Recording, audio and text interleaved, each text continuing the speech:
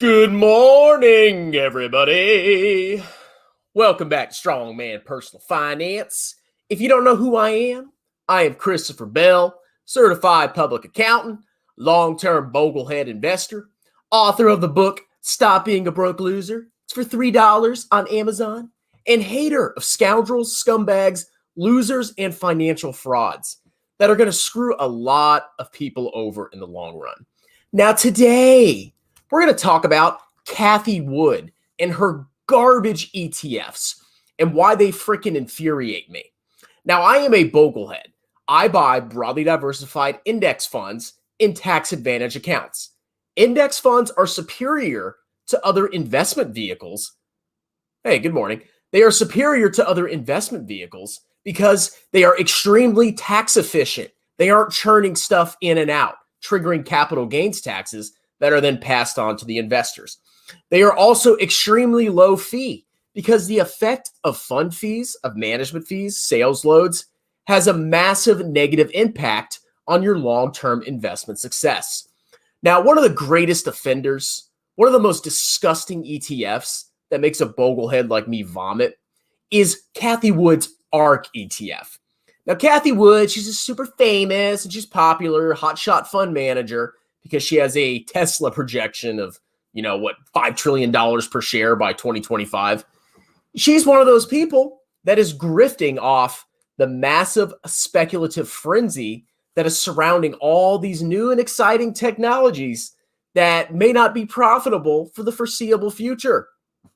Now, let's go look at ARK, the specific ARK ETF, and then we're going to talk about her stupid little Bitcoin ETF that she's about to create. And I'm going to tell you why she's a complete grifter and a charlatan, and you should not be investing in her funds because they are toxic to your long-term investment success. You want to have a portfolio that is broadly diversified and covers basically the entire world, and you want to pay as little in taxes and fees as possible. That is what ultimately will help you build your wealth in the long run. But I know ARK went up a lot, so it's so amazing and awesome. So let's go look at ARK. This is the ARK Innovation ETF. It's all about disruptive innovation. Why invest in ARK? Please tell me. Exposure to innovation, which, by the way, I own all the companies that you do in ARK, except I'm not massively concentrated in these speculative stocks. Aims for thematic multi-cap exposure to innovation across sectors. Growth potential, tool for diversification. Get out of here. You're basically focused on a bunch of unprofitable clown stocks. You're not diversified. Grounded in research. Just like your random Bitcoin price projections, even though it doesn't produce cash flows. And cost effective. This is not cost effective, okay? The expense ratio is what, 0.75? My VT ETF has an expense ratio that's about 10 times less than that, okay? 10 times less. That is almost a 1% expense ratio, which is going to significantly reduce your returns in the long run. Now, Cathie Wood basically is grifting off her fans. Here's what she does. She tells people that she's looking at exciting and innovative technologies, and that if you invest with her, you're going to capture that massive growth with all these new disruptors that are going to change the world. But that is patently false because there are plenty of episodes in history where a new and exciting technological revolution starts to take place and all these companies start to pop up that are basically, capitalizing on the movement. And what happens is a lot of the companies, a lot of the disruptors that are going to change the world, think about the dot-com bubble, a lot of those companies eventually go out of business because the market for new and exciting technologies is highly, highly, highly speculative. And you don't want to concentrate your portfolio just in new and exciting speculative stocks, which is exactly what she's doing, okay? That's why even if a certain asset class outperforms for a year or two, if you concentrate in that asset class, it's probably going to revert to the mean eventually, which means you're going to have massive losses if you buy in at the top of a speculative frenzy. So she does that. She excites people. She says, oh, you're going to capture the wealth and growth of all these futuristic, exciting, innovative companies. And she charges a 0.75% expense ratio. So just in this one ETF alone, she is managing $22.28 billion. All these clowns just throwing their money in there. So let's see how much she's making every year by investing you in unprofitable, trash, exciting companies. So we got 288. Okay, that's 22 billion times 0.0075. She is making $167 million a year to invest you in unprofitable stocks.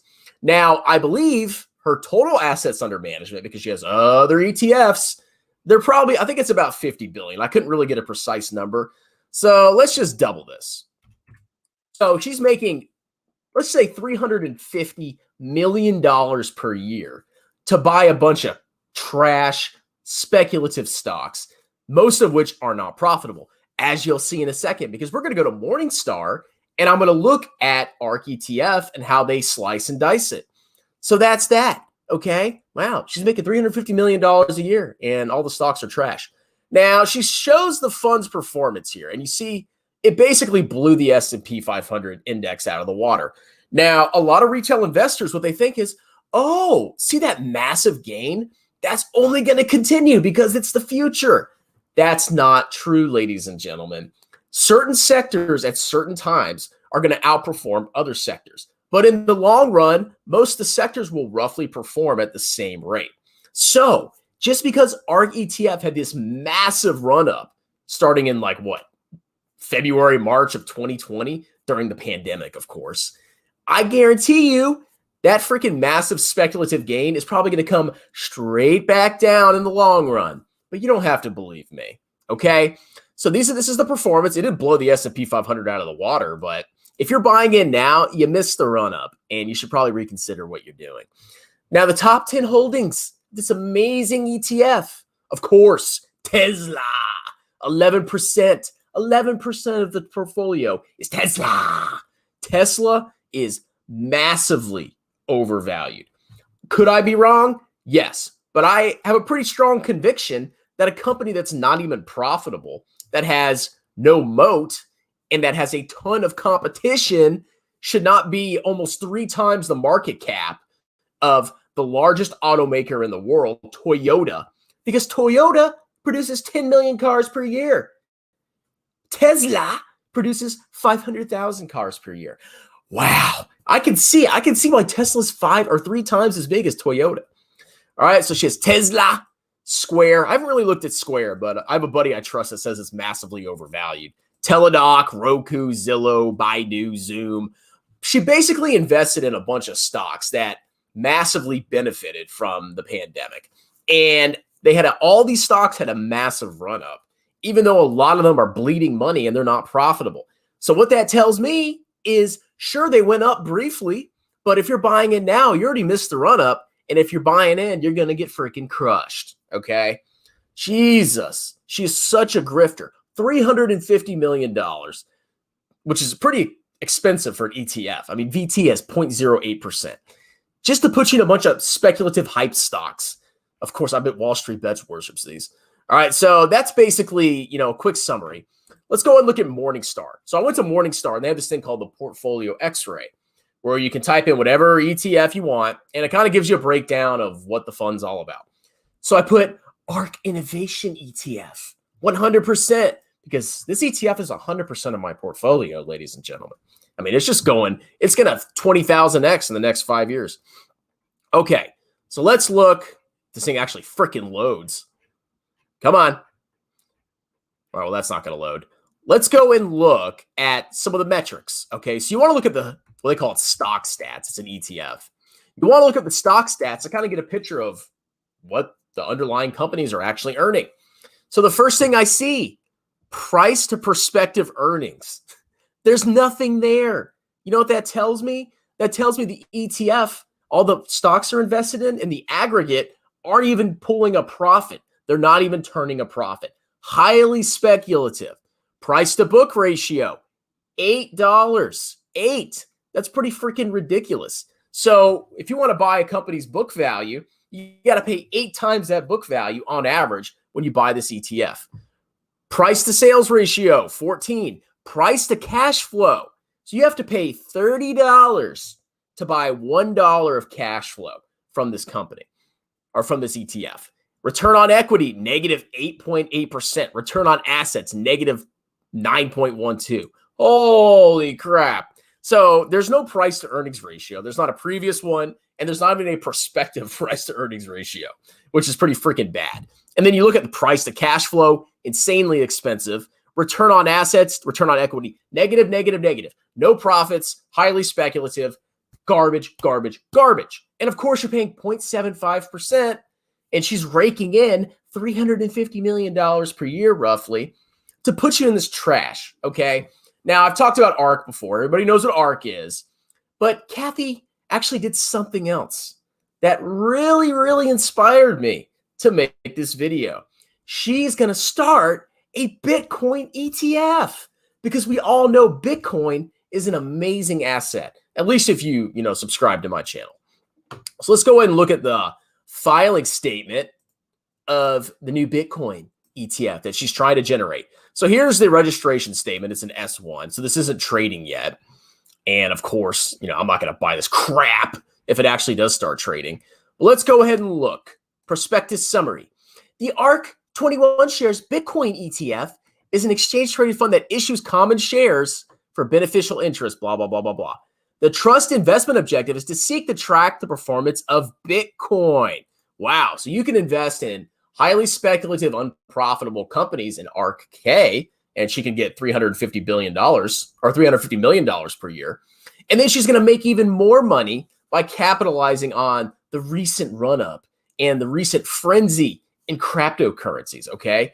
That's just what you need to do. You need to invest your money in a cryptocurrency that has no fundamental value and is massively speculative and fluctuates like crazy, and you got to pay her fees on top of that. She's just going to be raking in the money, ladies and gentlemen. So this tracks the performance of Bitcoin as measured by the S&P Bitcoin Index. There's a Bitcoin index? Jesus. Okay, let's look at some of the risk factors, because this kind of lays out how trash Bitcoin is. This prospectus basically like owns itself because it talks about how highly speculative and unvaluable that Bitcoin is. So Bitcoin generally, the market value of Bitcoin is not related to any specific company, government, or asset. That's true. It's literally just a token that people trade between each other and help make Robinhood and Coinbase a fortune in transaction fees. The valuation of Bitcoin depends on future expectations for the value of the Bitcoin network, the number of Bitcoin transactions, and the overall usage of Bitcoin as an asset. Wow. Is there anything about cash flows in there? I don't see it. And if there's no cash flows, how the heck can I even value Bitcoin? Okay. And it's all about future expectations. You see the trend with Cathie? She can always excite you about the future. And by the time the future comes to fruition, by the time the future happens, and a lot of people lose their money, she's already grifted hundreds of millions, or probably even billions of dollars right now. And she can run away and go to her palatial estate, and you're going to be left selling your whatever at the truck stop in retirement. Thank you, Jay Nagy. It's very funny.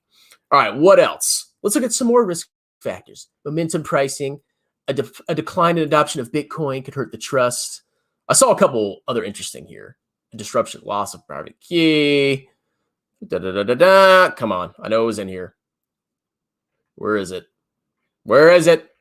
Talked about governments banning this crap. Bitcoin is subject to cybersecurity risks. Come on, where is it? Cancer nodes, double spending, flaws in source code, blah, blah, blah, blah. This is killing me. Where is it? New competing digital assets may pose a challenge to Bitcoin's current market position, resulting in a reduction of demand for Bitcoin. Bitcoin faces significant competition from other digital assets. Okay, look. Bitcoin faces competition from traditional assets, traditional ways of transacting, like using real currency, and it also competes with other cryptocurrencies. So just by putting all your trust in freaking Bitcoin, I think that's a stupid decision. I mean, I think any cryptocurrency investment is a stupid decision, but putting all your hopes and dreams in a Bitcoin ETF is freaking ridiculous, okay? Because there's so many negative risks. There's so many risk factors that Bitcoin faces. Oh, here it is right here. Perfect. Competition from central bank digital currencies could adversely affect the value of Bitcoin and other digital assets. Now, ladies and gentlemen, this is my main argument, is that you see all these scams with crypto, you see all these rug pulls, you see all these people getting grifted and ripped off by these new scam cryptocurrencies. I mean, there's like a baby Doge cryptocurrency now. Come on. And what's going to happen, I think, is people are going to get so pissed because there's going to be so much fraud and manipulation and crime and garbage that central banks will eventually create their own central bank digital currencies. That's actually regulated by a government body, and that you actually might have some recourse if you get scammed.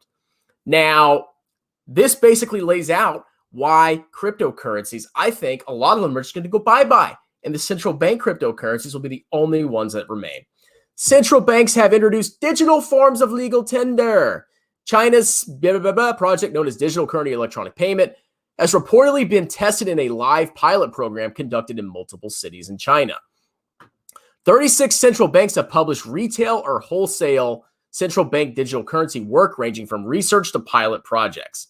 Look, I don't think the average cryptocurrency is going to be around. So you can speculate and trade in and out of it. But if you're a long-term bull on cryptocurrency, you need to be careful, okay? So yeah, this pisses me off. So she's basically putting you in a garbage, worthless asset that has no fundamental value. And she's going to charge you 0.75% every freaking year.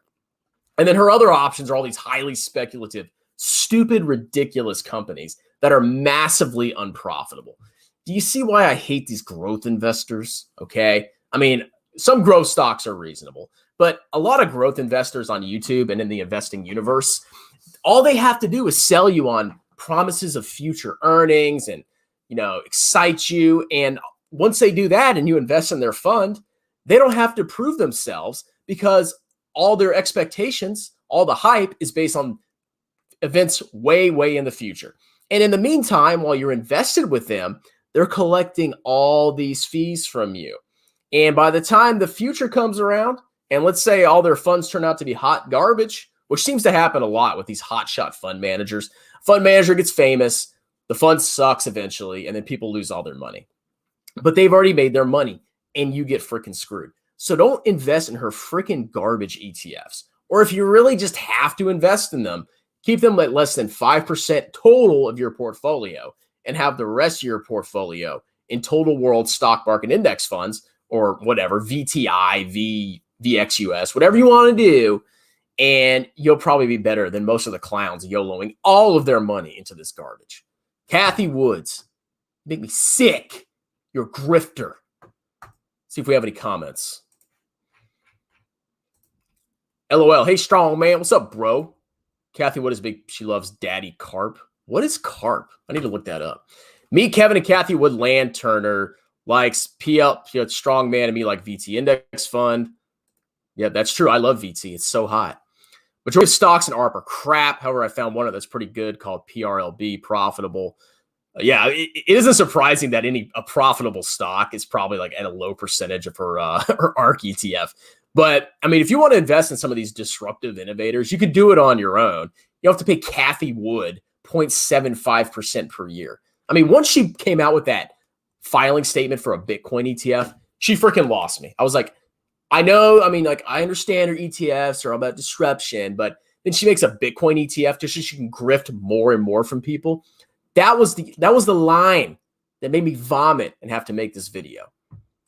Crypto is the future of Doge and Bitcoin, the only way to make money. I hope you're being sarcastic with that. ARK is where clickbait Kevin gets his ideas on what crap stock to pump every week. Yeah, see, in this stupid, wildly speculative bull market, all you got to do is look at the hotshot fund manager, copy their stocks, pump them on your channel, and everybody just thinks you're an amazing genius, okay? But nobody cares about expense ratios. Nobody cares about taxes. Nobody talks about IRAs. Nobody talks about how index funds outperform active management. No one talks about it. And of course, all these clowns, they come off as geniuses. I'm so smart. I show the same stocks that Cathie Wood does. I'm so smart.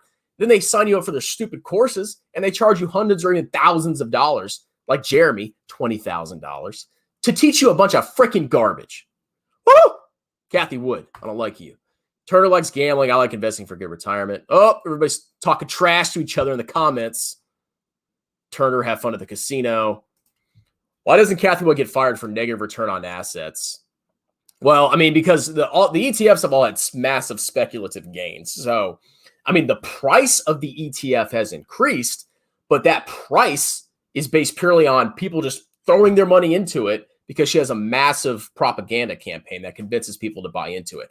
But if you look at the price of the ETF versus the cash flows generated by the underlying holdings of the ETF, you're going to see that that ETF is insanely overvalued. There's no connection between the price and the value, which scares the crap out of me, and I wouldn't put my money into that. But y'all go right ahead. YOLO into your ARK and the Bitcoin ETF. It's the future, bro. Strongman, look up Daddy Carp. All right, I'll look up Daddy Carp. Can you email that to me? I forget comments a lot. If you can email me, it should be in the description. Just send me Daddy Carp, and I'll look into them. Wall Street Bets. Okay. Anyway, that's it for Cathie Wood. If you're new to the channel, like, subscribe, tell your friends about me.